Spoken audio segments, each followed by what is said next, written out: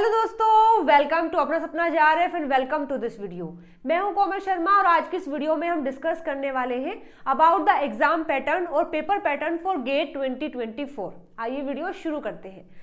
तो आज की वीडियो में हम देखेंगे कि जो गेट एक्सेल का पेपर होता है जो अभी 2024 में होने वाला है और फरवरी में होगा, इस पेपर का पैटर्न कैसा रहने वाला है, कैसे क्वेश्चन आते हैं, किस टाइप के होते हैं और कितने मार्क्स के होते हैं, ये सब हम आज की वीडियो में डिस्कस करने वाले हैं।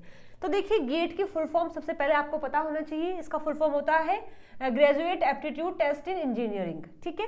और ये एक ऑल इंडिया एग्जामिनेशन है, यानी नेशनल लेवल का ये टेस्ट होता है। इसके लिए क्या क्राइटेरिया है, यदि आपने बीई किया है, बीटेक किया है या बैचलर में है, किसी भी साइंस सब्जेक्ट में आप बीएससी कर रहे हैं या मतलब साइंस के सब्जेक्ट में फिजिक्स है, केमिस्ट्री है, बायोलॉजी है, उस किसी भी सब्जेक्ट से अगर आप बैचलर डिग्री कर रहे हैं तो आप इस टेस्ट को दे सकते हैं। कोई भी यहाँ पर एज लिमिट नहीं होती है, आप किसी भी एज में हैं तब आप उस पेपर को दे सकते हैं, ठीक है। या फिर आप अपनी मास्टर्स डिग्री कर रहे हैं, फर्स्ट ईयर है या लास्ट ईयर है या फिर आपकी कंप्लीट हो गई है, तब भी आप इस पेपर को दे सकते हैं, ठीक है। आगे देखिए, वैलिडिटी कितनी होती है। यदि आप इस पेपर को क्वालिफाई कर लेते हैं तो इसका सर्टिफिकेट 3 साल तक वैलिड रहता है, यानी उन 3 साल के दौरान आप जब कभी भी किसी भी मतलब यूनिवर्सिटी के अंदर फॉर्म निकलता है पीएचडी के लिए तो आप वहां अप्लाई कर सकते हैं, ठीक है। मोड कैसा रहता है एग्जाम के लिए, ये ऑनलाइन मोड में होता है, यानी कि सीबीटी कंप्यूटर बेस्ड टेस्ट होता है। ड्यूरेशन कितना होता है एग्जाम के लिए, आपको 3 घंटे दिए जाते हैं और मीडियम रहता है इंग्लिश, यानी ये पेपर आपको हिंदी में नहीं मिलेगा, केवल इंग्लिश में ये पेपर कंप्लीट आता है। तो ये कुछ बेसिक सी बातें हैं इस पेपर के बारे में। अब बात कर लेते हैं कि सब्जेक्ट कौन कौन से होते हैं। तो यहाँ पर अच्छा, मैं बात कर रही हूँ गेट एक्सेल की, आप ये बात याद रखें, हम बात कर रहे हैं अबाउट द गेट एक्सेल। तो यहाँ पर 3 सब्जेक्ट होते हैं, एक रहता है जनरल एप्टीट्यूड का, एक रहता है केमिस्ट्री का और थर्ड पोर्शन जो है वो रहता है साइंस का। यानी कि जिस भी सब्जेक्ट को आपको करना है वो सारे सब्जेक्ट यहाँ होते हैं। जैसे देखो, अगर गेट एक्सेल की बात कर रहे हैं तो बायोकेमिस्ट्री होती है, बॉटनी होती है, माइक्रोबायोलॉजी होती है, जूलॉजी होती है और फूड टेक होता है। ये सारे सब्जेक्ट के जो क्वेश्चन है वो हम उनको थर्ड सेक्शन में रख रहे हैं। तो जिस तरीके से CSIR नेट के अंदर तीन पार्ट में पेपर आता है, part A, part B and part C, तो यहाँ पर भी 3 ही सेक्शन होते हैं। एक रहता है जनरल एप्टीट्यूड का, यानी कि जो सेक्शन 1 है, फिर सेक्शन 2 में आपको मिलेंगे केमिस्ट्री के क्वेश्चन और उसके बाद जो थर्ड सेक्शन होता है वहां आपको ये सारे सब्जेक्ट के क्वेश्चन मिलेंगे, ठीक है। तो ये आपके लिए कंपलसरी होता है, ये आपको कंप्लीट करना होता है। केमिस्ट्री भी आपके लिए कंपलसरी होता है, ये भी आपको करना होता है। और यहाँ पर ये जो 5 सब्जेक्ट हैं इनमें से आपको कोई 2 ही करने होते हैं, सारे आप नहीं कर सकते। या तो आप बायोकेमिस्ट्री बॉटनी कर लीजिए या माइक्रोजूलॉजी कर लीजिए या बॉटनी जूलॉजी कर लीजिए, मतलब इन 5 में से कोई भी 2 सेक्शन आप ले सकते हैं। 2 सेक्शन से अलग के क्वेश्चन आप अटेम्प्ट नहीं कर पाएंगे। तो ये कंपलसरी है, ये भी कंपलसरी है और इन 5 में से केवल 2 ही सब्जेक्ट आपको चूज करने होते हैं अपने एग्जाम के लिए। तो ये सारे पेपर, ये सारा है सब्जेक्ट का सेक्शन जो आते हैं एग्जाम में।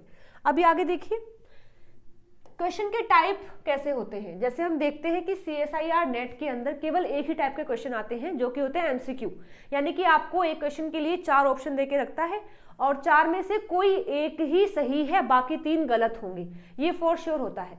ऐसे क्वेश्चन को हम बोलते हैं MCQ क्वेश्चन। लेकिन गेट के अंदर 3 टाइप के क्वेश्चन आते हैं।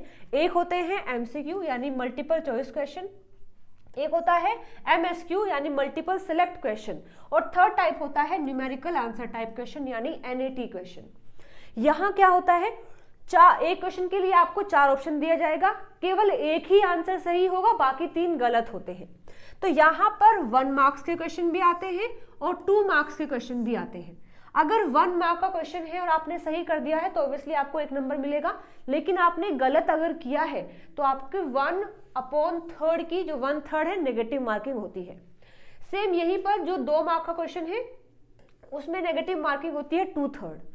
यहाँ बाकी जो MSQ है और NAT है इनमें कोई नेगेटिव मार्किंग नहीं होती है। यहाँ पर भी अगेन 1 मार्क के क्वेश्चन भी आते हैं और 2 मार्क के क्वेश्चन भी आते हैं।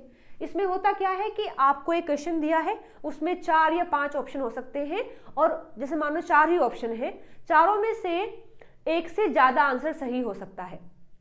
एक भी हो सकता है, 2 आंसर भी सही हो सकते हैं, 3 भी हो सकते हैं, चारों भी सही हो सकते हैं। इसको बोलते हैं मल्टीपल सिलेक्ट क्वेश्चन। और यहाँ कोई नेगेटिव मार्किंग नहीं होती है। जो NAT वाले क्वेश्चन होते हैं उनमें भी कोई नेगेटिव मार्किंग नहीं है। ये भी 1 मार्क के भी आते हैं और 2 मार्क के भी आते हैं। और यहाँ पर आपको ऐसे ब्लैंक दे के रखता है जिसमें आपको वो न्यूमेरिकल क्वेश्चन सोल्व करना है, और यहाँ पर टाइप करने के लिए भी होता है। यहाँ आपको टाइप करके जो भी आपका आंसर है वो लिखना होता है। तो ये 3 टाइप के क्वेश्चन जो है गेट में आते हैं। MCQ आता है, MSQ आता है और NAT आता है।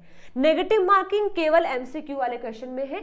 अगर 1 मार्क का है तो यहाँ 1/3 का नेगेटिव मार्किंग है, अगर 2 मार्क का है तो 2/3 की नेगेटिव मार्किंग है। और मल्टीपल सिलेक्ट क्वेश्चन और NAT जो होते हैं ये 1 मार्क के भी हैं, 2 मार्क के भी हैं, लेकिन यहाँ कोई नेगेटिव मार्किंग नहीं है। अगर आपका क्वेश्चन गलत होता है तो कोई भी नेगेटिव मार्किंग यहाँ पर देखने को नहीं मिलेगी।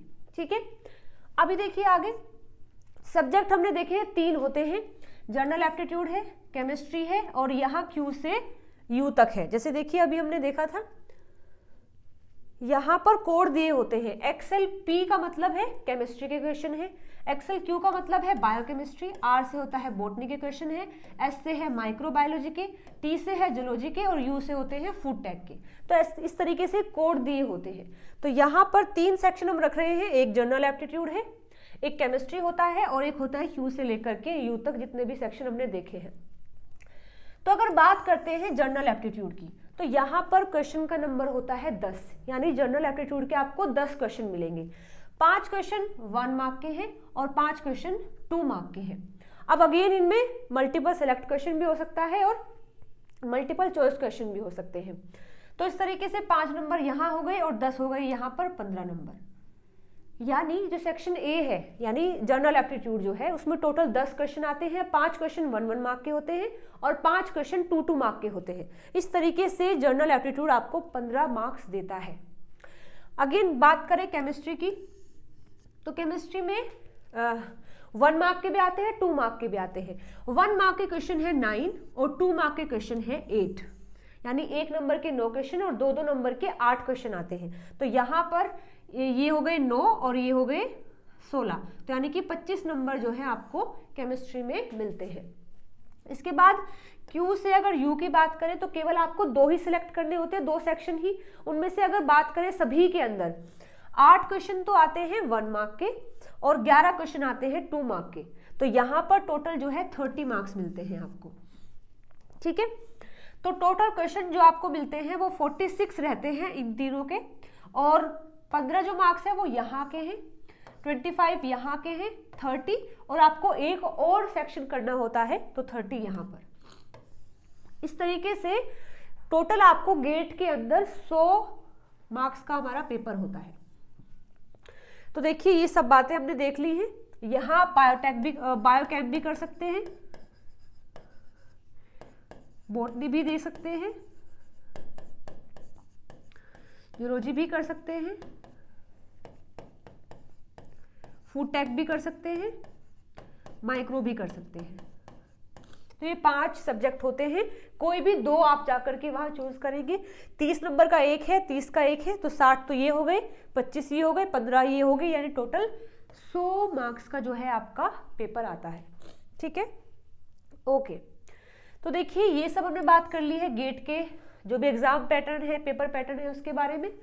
आगे मैं आपको बता देती हूँ कि गेट एक्सेल के लिए अभी कल से यानी 7 जनवरी से मैं PYQ सीरीज को लॉन्च करने वाली हूँ, जिसके अंदर हम जो गेट एक्सेल में जितने भी क्वेश्चन आए हैं 2023 में है, 22 में है, 21 में है, वहाँ के क्वेश्चन को हम डिस्कस करेंगे। ठीक है, तो आप तैयार रहना। 7 तारीख यानी कल से आपको क्वेश्चन मिलने स्टार्ट हो जाएंगे, जिसमें हम डिटेल में उस टॉपिक के बारे में भी और क्वेश्चन के बारे में भी ध्यान से पढ़ेंगे और देखेंगे कि उसका आंसर क्या है। ओके, तो आज की वीडियो में दोस्तों इतना ही। अगर आपको वीडियो पसंद आई है तो वीडियो को लाइक शेयर सब्सक्राइब जरूर से कर देना। मिलते हैं कल इन नए क्वेश्चंस के साथ में। Till then bye bye, take care.